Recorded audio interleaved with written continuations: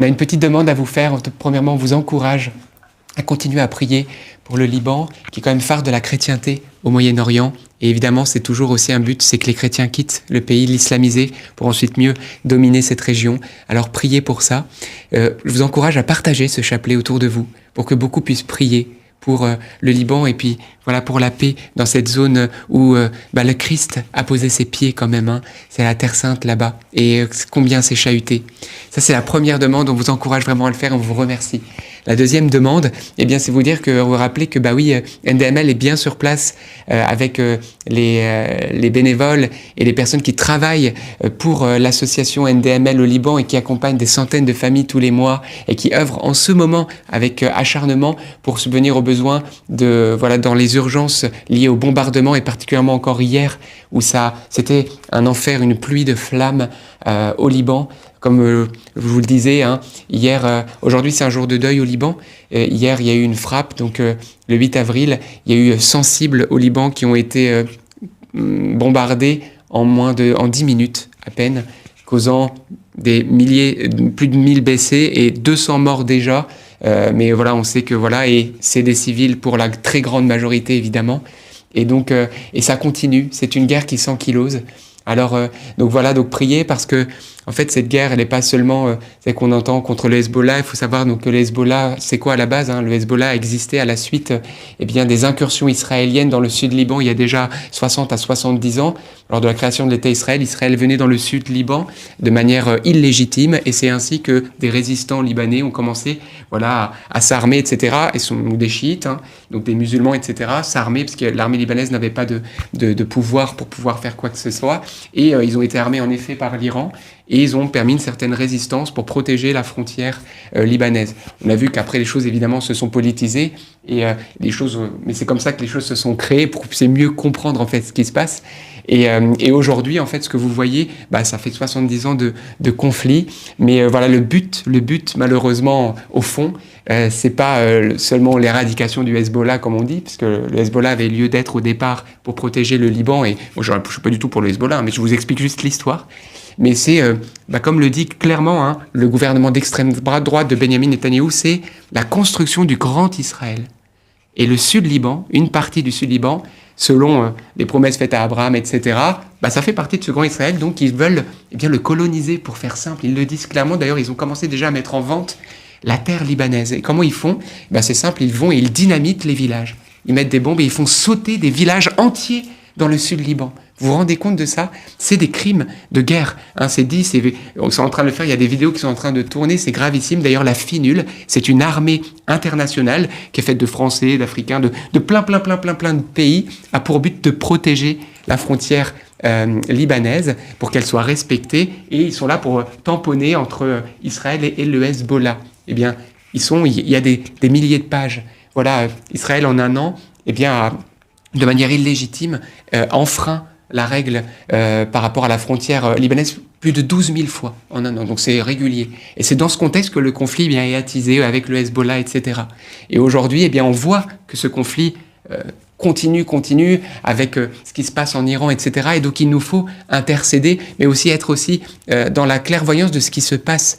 Il se passe aujourd'hui que il y a un désir guerrier, un peu, je dirais, comme du temps de Josué, où on y va, c'est la terre qui nous appartient, c'est ce qu'on appelle le sionisme. Il ne faut pas faire l'amalgame entre les Juifs et le gouvernement d'extrême droite de Benyamin Netanyahou. Évidemment, il y en a beaucoup qui adhèrent, mais il y en a aussi qui n'adhèrent pas.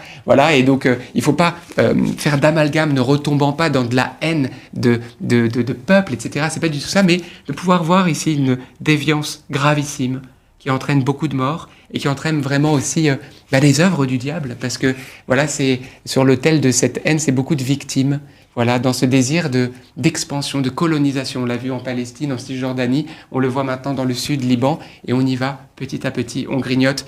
D'ailleurs, pour que vous puissiez mettre au courant, pour arriver à ce terme-là, la FINUL, c'est un frein à Israël par rapport à cette expansion dans le sud Liban, donc ils bombardent la FINUL.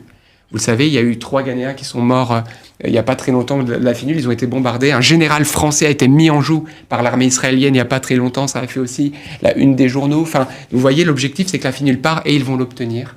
Parce qu'avec pression israélienne et des États-Unis, la FINUL va quitter le Liban. Cette armée qui avait pour but de protéger le Liban va partir d'ici fin décembre 2026. Et donc là, qu'est-ce qui va se passer à votre avis? Les crimes de guerre vont devenir normaux. Le président libanais ne cesse de le dire. Tout le monde le crie, mais personne ne fait rien. Alors comprenez, il nous faut prier et prendre parti pour la vérité, pour l'amour, pour les victimes. Et que arrête cette guerre. Donc il nous faut prier. Partagez ce chapelet pour qu'il y ait beaucoup de priants. Et voilà, et rentrons dans la miséricorde, comme disait le Père Elias. On est là pour prier. On n'a pas de haine, on n'a pas de... Mais il faut être aussi clairvoyant. On ne peut pas justifier l'injustifiable et tolérer. Parce que si nous tolérons ce qui se passe, nous serons sous le jugement de Dieu lorsqu'ils seront jugés. Parce qu'il y aura un jugement.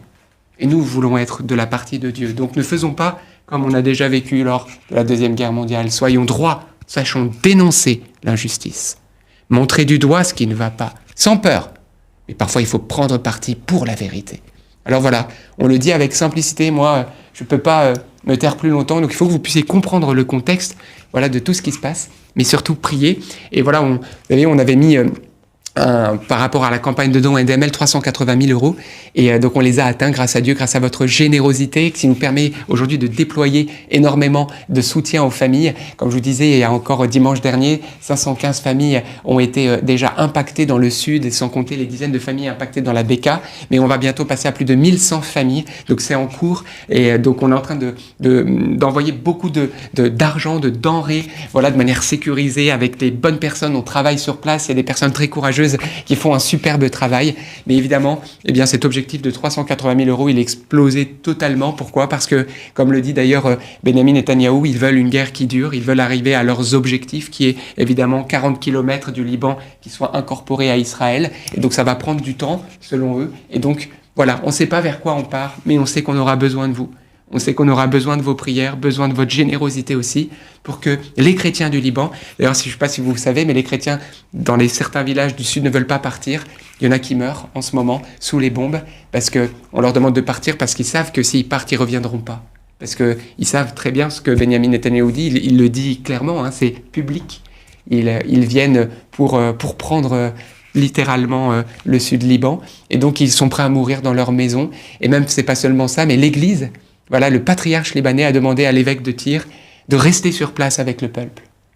L'Église chrétienne, l'Église des chrétiens, et quel que soit, hein, catholiques, orthodoxes, même les évangéliques, tout le monde, on les voit dans le sud, on est en train, parce qu'on aide les familles, on aide, et bien ils sont là, et ils prient, et ils restent.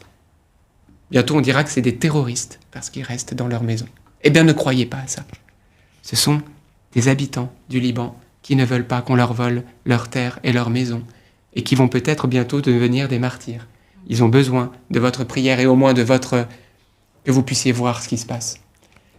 C'est dans ce contexte que le Liban est en train d'être immolé avec son Messie, et pas seulement le Liban, mais la zone de manière générale, et puis je dirais même aussi nos frères et sœurs juifs, hein, qui subissent aussi les contre-coups de ce mauvais gouvernement, mauvaisement inspiré, évidemment. Donc il faut beaucoup prier, et beaucoup aimer, beaucoup pardonner, et voilà. Et par la grâce de Dieu, l'amour vaincra, le Christ vaincra. Donc merci. Comment faire pour continuer à soutenir? Vous avez droit à une déduction fiscale. Vous pouvez soutenir cette campagne, on va la laisser ouverte. Pour que si dans 1 mois, 2 mois, 3 mois, vous voulez soutenir, vous puissiez le faire. Si vous voulez aider de manière mensuelle, vous puissiez le faire, parce qu'on part sur des besoins juste énormes. On veut impacter des milliers de familles. Qu'est-ce que c'est que 50 $, 100 $ pour une famille? Et multiplié par 3 000, 4 000, rendez-vous compte des sommes. C'est faramineux. En fait, on est face à des besoins énormes, parce que les gens perdent leur maison, ils perdent tout, leur santé, leur maison n'ont plus rien. Ils se retrouvent comme ça. Et c'est plus d'1 million de déplacés déjà, et ça va continuer à s'aggraver. Il n'y a plus de lieux sécurisés. Donc, il faut agir, et on vous remercie. Comment soutenir et continuer à soutenir? Eh bien déjà, merci pour ceux qui ont aidé. Que Dieu vous le rende au centuple, et vous le multiplie. Si vous voulez continuer à soutenir ou aider pour la première fois, vous avez un lien qui est sécurisé. Vous l'avez dans le chat pour vous qui êtes en direct. Vous avez juste à cliquer sur ce lien. Il est sécurisé et vous pouvez donner par virement bancaire, par carte de crédit sécurisée, par chèque. Vous avez une adresse. Tout ça, c'est mis sur la page sécurisée. On vous le met aussi pour vous qui êtes en replay dans les commentaires épinglés tout en haut. Vous avez tout dans la description. On vous a mis le lien. C'est très facile à trouver. N'hésitez pas à la partager, cette campagne de dons, autour de vous aussi, pour que, eh bien, voilà, ceux qui désirent soutenir le pays, le Liban, voilà, celui qui ce phare de la chrétienté au Proche-Orient, eh bien, puisse le faire. Que Dieu, en tout cas, vous le rende de centuple. Priez pour NDML qui œuvre là-bas, qui soit protégé aussi. Et puis, on vous donnera évidemment des nouvelles. Et continuons avec l'arme du chapelet. Amen. On se retrouve demain, en tout cas, à 19h30, heure de Paris pour un nouveau chapelet. Et continuons à espérer, même contre toute espérance. Dieu est avec nous. À bientôt. À demain. Salut.